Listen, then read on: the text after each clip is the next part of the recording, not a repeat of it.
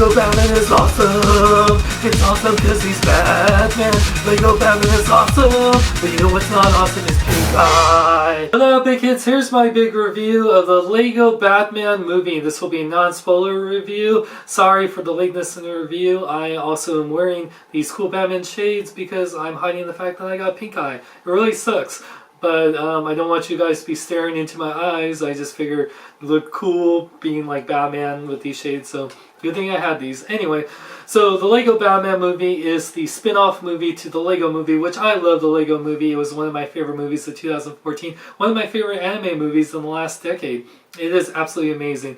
Now this movie, I'll say right off the bat, if you love Batman and you love the Lego movie, you'll love this movie, but don't expect it to be as emotional to adults as it's saying like to kids. This is definitely will hit you in the feels at times, but it definitely doesn't have that resonance that the Lego movie did, because you know Lego movie was very coming of age, dealt with growing up, dealt with having a childlike imagination to dealing with the reality of being an adult, whereas this one is more about celebrating Batman, the history of Batman, all its craziness, all its grittiness, as well as making fun and poking fun at like Warner Brothers and recent DC movies. So it definitely is more. It has a lot of humor, which I absolutely love. There's so much humor in this. It's just you'll be laughing at one joke and you'll miss another joke because you're laughing at that previous joke, which is not a bad thing at all. The pace in this movie is so great. Even when it slows down to more of the emotional moments, it never feels boring. It's a greatly entertaining film. Will Arnett returns as Batman, and he is one of my favorite Batmans now of all time. As much as I love Kevin Conroy as my favorite voice of Batman, Will Arnett's Lego Batman is definitely one of the funnest Batmans ever, rivaling Adam West, and definitely better than the Schumacher Batmans. He is definitely a great Batman, not like a more brooding Batman, but dealing with Batman's attitude, how he's they really do a great job really having Batman be true to his character while being very silly, and I absolutely love that. His voice of Batman is just spot on.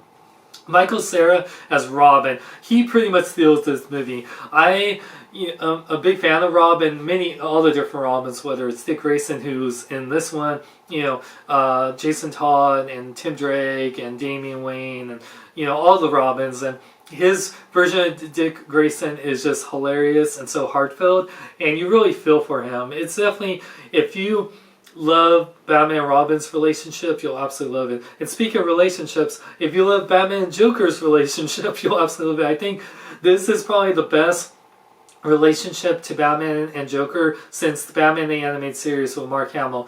Well, I love Zach Galifianakis. While his voice of the Joker isn't my favorite, the way he did Joker in this movie was just so great, so hilarious, and I absolutely loved it. So it really explores Batman and Joker's relationship in a way that you don't really think of, and I absolutely love. Rosario Dawson as Barbara Gordon. I really like that they made Barbara and Commissioner Gordon like mixed or African American. Rosario is like she's a mix, so I really like that they really made them like mixed race, which is really cool. I'm really happy with that, and I really like Barbara's role. It's funny, if it's a minor spoiler, if you watch Batman the Killing Joke and now watching this one, how they're making Barbara more of a love interest, which she's not really like the love interest like Wildstyle was to Batman in the Lego movie, but Batman definitely has the hots for her. So I find it funny that the couple recent Batman movies we've gotten Barbara and Batman trying to become an item. So I think that is interesting, but I thought it was really great how they did him.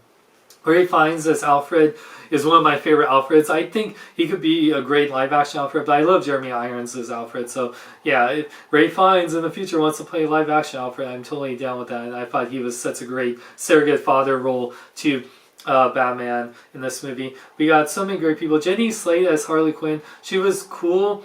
I wish she said more, put in Mr. J. She says other things, which I don't know, but I like her look. I kind of wish that the Harley look, and I said this in my review of the set, they kind of went with that look for Suicide Squad, like the red and black hair, and the roller derby look. I like that look for Harley.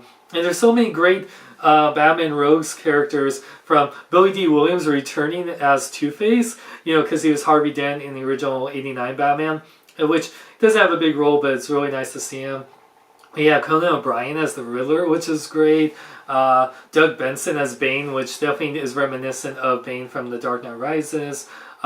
We've got a lot of great Batman characters, from the Scarecrow, Penguin, Catwoman. Zoe Kravitz plays her, which is really cool. Not a big role with that, but we also have returning characters like Superman, voiced by Channing Tatum, Green Lantern, voiced by Jonah Hill, and we see a lot of characters not only in the DC universe but in other Warner Brothers properties. If you have Lego Dimensions and have played any of the add-on levels, you know what to expect going into this movie, which is really cool. But this movie, in the heart of it, is about the Bat family. It's about Batman dealing with having a family or not having a family. So with that, it made a great Batman film. There's so much heart to this, even though there's humor that's just thrown at you constantly. There's also a lot of amazing action. The animation in the Lego movie was amazing. This movie just steps it up with the action scenes. It's just really an entertaining, fun movie. I really, like, if you love the Batman universe, if you love Legos, if you love humor, you'll definitely love this movie. It's a movie that's definitely more catered a little bit more to kids than, say, the Lego movie was, where it's all ages. But still, if you're an adult that loves Batman, you'll definitely get a kick out of this. And I highly recommend the Lego Batman movie, which I give a 4.5 out of 5.